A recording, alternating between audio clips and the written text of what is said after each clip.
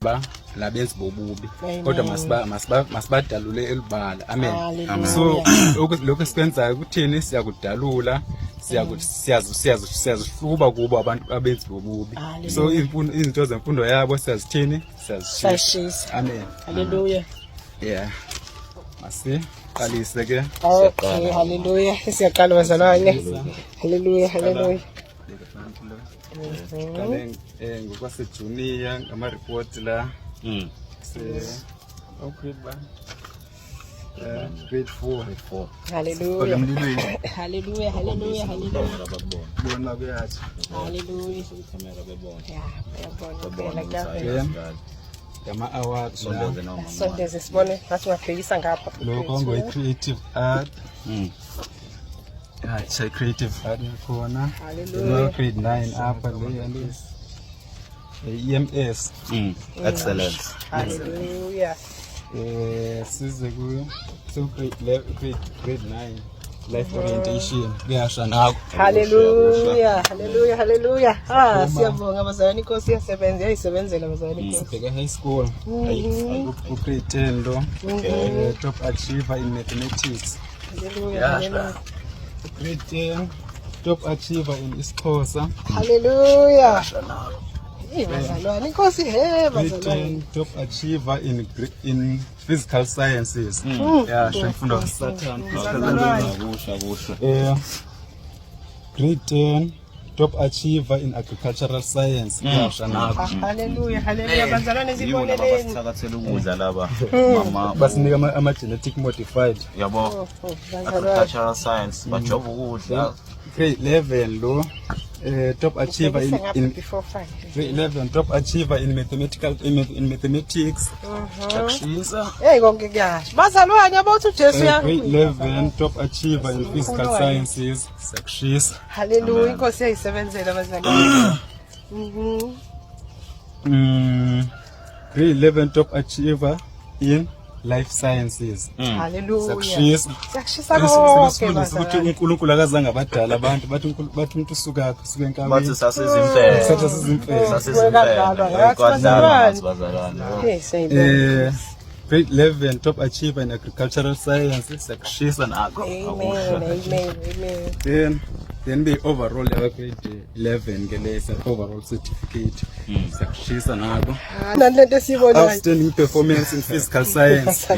Sakushisa imisebenzi kaNewton sifunda ngoYesu. Yebo sikhetha uJesu bazalwane, sikhetha imfundo yakhe. Grade 12 agricultural science top achiever in agricultural science. Sakushisa nakho. Hallelujah. Malusi ke lo. Avele nawo vele Thina sinomalusi wasezulwini. Yebo. Amen. Kuyasha nakho. Abawubone uzawuphatha kanjani. Bazalwane laba sevela abangani. Kuyasha ke umalusi manje. Bazalwane Inkosi iyayisebenzela bazalwane. Sinomalusi wasezulwini. Hallelujah kunjalo bazalwane. Statement. Nawo malusi ababona ama marks bazalwane abasevela abangani. Sibonga uJesu ukuthi yena mkhulu kunakho konke lokho bazalwane. Beyinto ke le sinye isithixwana grade 12. Bazalwane konke kuyasha bazalwane. Isikhetha uJesu bazalwane. Diversity ke ngoku. Le certificate seba top achiever diversity kwi Department of Mathematics and Applied Mathematics in 2023. I got this award. Yasha nayo. Hallelujah bazalwane. Bazalwane uJesu siyambonga. Le degree, copy degree. Copy degree in what? Obakhombisa bebona mamncane sondeza. Okay. Bachelor of Science in Mathematical Science with field of study in mathematics and psychology. Kuyasha ke nako. Hallelujah. Awusekho. Then the original degree ke le. Okay. Hallelujah bazalwane. Original degree nayo sayishisa. Bachelor of Hallelujah. Science in Mathematics and Mathematical Science with field of study in mathematics and psychology. Yasha nako. Hallelujah bazalwane. Hey bazalwane, bazalwane Nkosi ayisebenzele. Finally sibe sesitshisa ngama-CV because senisebenzele embusweni kaThixo isiva idingeki. Hallelujah. Uthixo apha kufuna khona. Amen. Sesiholwa ngumoya apho sisebenza khona sisebenzele inkosi. Akudingeki isifesa si-apply. Hallelujah, hallelujah, hallelujah. Ayasha ama-CV na. Oh kayasha bazalwane ayisebenzele. Kade ngibona ama-videos lana with regards to uNolwazi naye uma wakhe bekade ekhala esho uNolwazi makabuye abamazi ukuthi ukuphi uhlala kude konke nje lokho uyayibona leyo nto nangoke futhi nangu lo mfana naye ushisa ama-degrees akhe konke lokho uthi naye is leaving behind yonke into and ufuna ukulandela uJesu Kristu and ahlale nabantu baphile from umhlaba nje yonke nje leyo nto uyabona. And the more ngibona lama-videos oqala ngiyarealize ukuthi zonke lezi ingane lezi zindala yabo leyo nto bakhulile by law they are grown to make their own decisions yabo leyo nto. And ngaphezu kwalokho futhi if kuyona into abayikhethayo ngempilo yabo iyona into abayikhethayo ngempilo yabo ayikho i-timeline yokuthi umuntu omdala oqala nini ukuthi akhethe ukuthi ufuna ukuphila impiloni ngempilo yakhe yebo leyo nto. And mangabe nje ukuthi iyona impilo ufuna ukuyikhetha le iyona impilo ufuna ukuyikhetha. Does it seem strange to us esihlala ko town esihlala wekhona we are chasing ama corporate leaders sifuna ukuba onurse sifuna ukuba odokotela sifuna ukuba ama lawyers? It does seem strange because thina we are choosing impilo ye corporate ukuthi ufuna ube manager we are choosing leyo mpilo le mpilo lesikhethayo bona they are choosing nabo le yabo impilo ukuthi bahlale on the mountains balime baphile from umhlaba and be close to Jesus Christ bathandaze ba worship babe around amanye ama Christians iyona impilo abayikhethayo nabo lena abayifunayo for impilo zabo.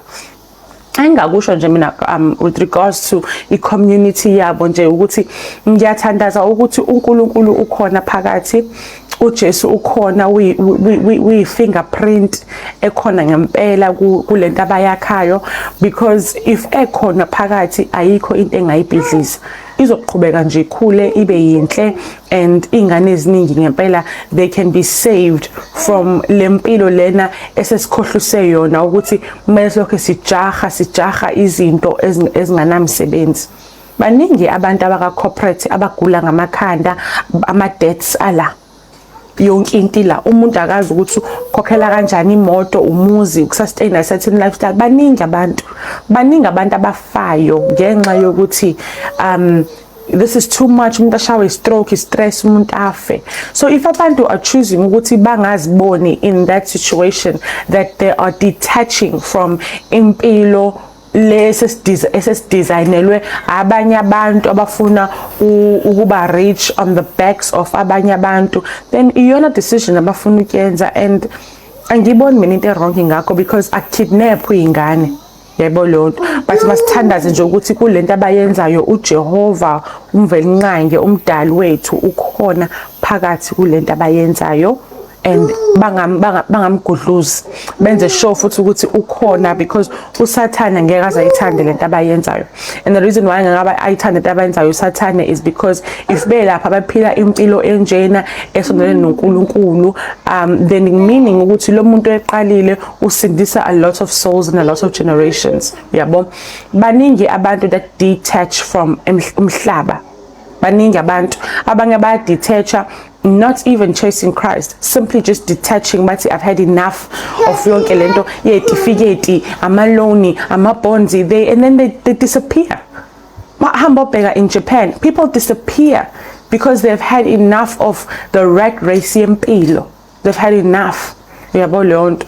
So ma ukuthi bona laba ba decide ukuthi ba share behind izinto thina that abantu abaningi see as valuable bahambe bophila a simple life angiboni mina into wrong and maybe majority abantu bangaphikisana nami and that's okay but ngowami nje umbona angiboni into wrong.